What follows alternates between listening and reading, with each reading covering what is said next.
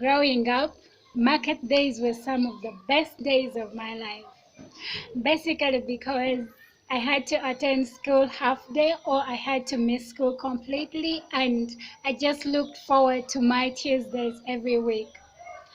On this particular day, my brother or my elder sister and I would go to the market to shop and come back.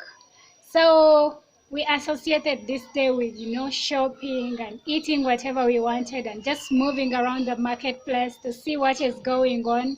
It was a day that we all looked forward to. On this fateful day, my young brother, and I go to the market.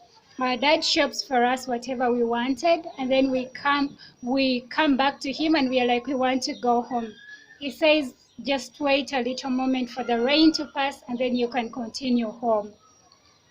So when the rain was done, our auntie came around. She's like, okay, let's go home. When we get to the bridge, it was so slippery, and so she said we use the alternative route, which was just below the bridge. And so she carries my brother over to the other side of the road, and she leaves me here. She says, Sarah, wait for me. I first take your brother and then I come back for you. I'm like, okay. So she's walking and I'm watching every step. And afterwards, I'm like, okay, I think I can also cross by myself, right?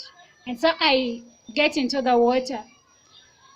Before I knew it, the water came with a very, very huge force and covered me, struck me down. I could not, okay, from that time, I don't know what else happened. All I remember is that my mother was sitting by my bedside and urging me to eat some food. It was so terrifying and such a traumatic event that I underwent in my life.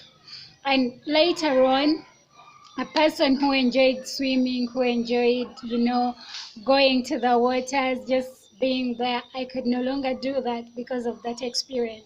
I was so traumatized in that if we were to go somewhere and I knew we had to cross a river, I would either say no or dodge it.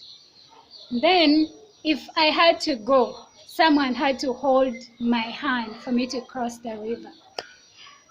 This is what we call post-traumatic stress disorder. This is something that happens, and it's characterized by failure to recover from experiencing or witnessing a terrifying event.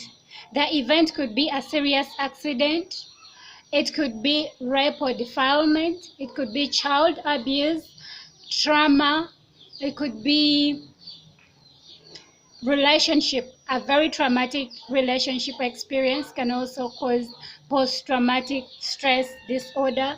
It can be war, it can be a natural disaster like floods or earthquake or volcanic eruptions, or it can be anything that causes you so much stress. And the symptoms include anxiety or depression.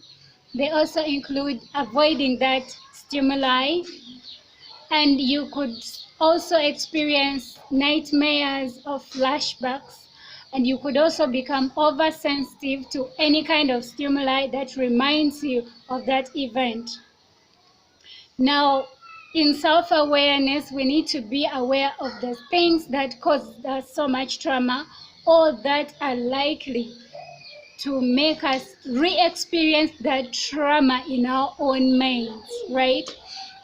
And I just want to bring to your attention the fact that post-traumatic stress disorder is something that is real and that is happening in most of our lives. So we need to be very careful not to be overcome by that, because post-traumatic stress disorder can last for months, for years, or even a lifetime.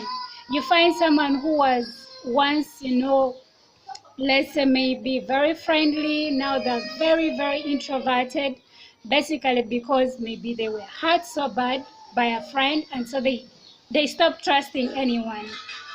And people who are prone to post-traumatic stress disorder include war veterans, they include medical personnel, they include ambulance workers, and people who work in fire related issues.